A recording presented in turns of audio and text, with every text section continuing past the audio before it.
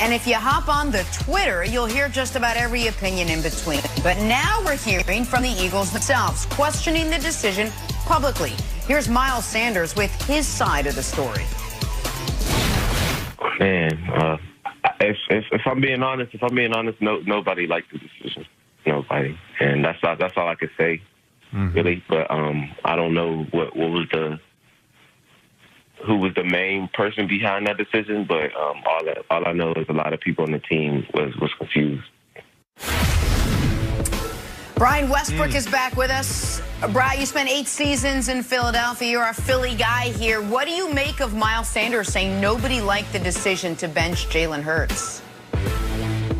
Well, Jenna, I absolutely agree. As a player, your main goal every single week, just like I laid out yesterday, is to go out there and win. And listen, as a coach, you can do all the different things during the week. You can put 20 players on the bench and not play your starters and all those different things. But once you get into the game, you get into the game to win. That's your only goal, and you do everything you can to win. Miles Sanders was out there in the game. He was trying to win. So I certainly respect his opinion, and I agree with it. As a player, you're trained to win. That's your whole goal. But as fans and probably the management of the Eagles, this is probably a good situation. They getting the 6th pick instead of the 9th pick. That's a big difference as far as the caliber of player that they're going to get. So that may be working out for the fans and maybe for the management. But I kind of want to push this thing forward just a little bit here.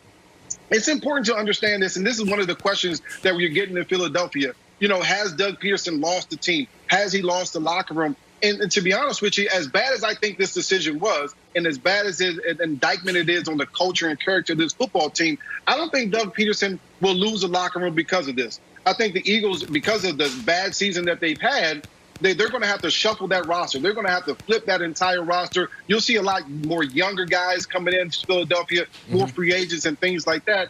And because of that, through the OTAs, through the mini camps, Doug Pederson has the opportunity to get that culture back, to get that character back in Philadelphia. And if he does a good job during that springtime, I think he can win back that locker room and have a chance to get the guys to believe back in him by the start of the season. Well, Brian, this is why this is significant, is because next year he may not have lost the locker room this year, and he may still have control now. But next year, if they start off 1-4, 1-5, there's going to be problems. There's going to be guys in that locker room asking for his head. There's going to be those fans, as you know, they're going to be ready to move on because of the year they just had. And this is why this is so big, is because we are trained, all right, not only to perform and catch balls and tackle and throw footballs and things like that, we're also trained to eliminate the distractions. Every single day when you walk in NFL locker room and you walk into the team meeting, what is the coaches talking about? Hey, don't drink the Kool-Aid. Eliminate the distractions.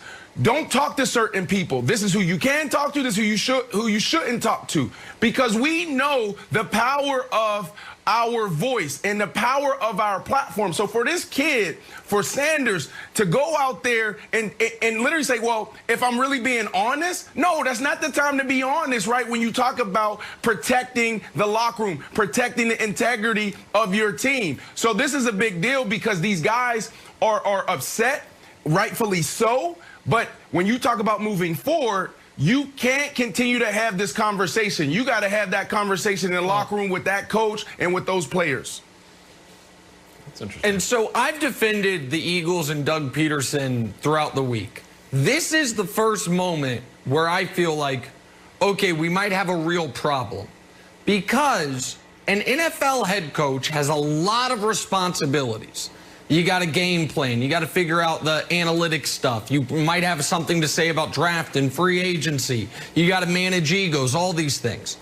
But one of your main responsibilities is clear communication to your team. I'm going to bring up a previous NFL head coach, now he's at Arizona State, Herm Edwards. So Herm Edwards coached my Chiefs, he coached the Jets, and folks always killed him for the game management stuff. Yet, he was a sought-after head coach and a highly, highly respected NFL man. Why? Because he was such a great communicator. You knew where he stood. His players understood it, and they rallied behind him. We now have ample evidence, Wilds. Doug Pederson is terrible at this part of the job. He's terrible at it at the podium. He's terrible with it with the media. And he appears to be bad at it with his own players. Because guess what Miles Sanders should be saying?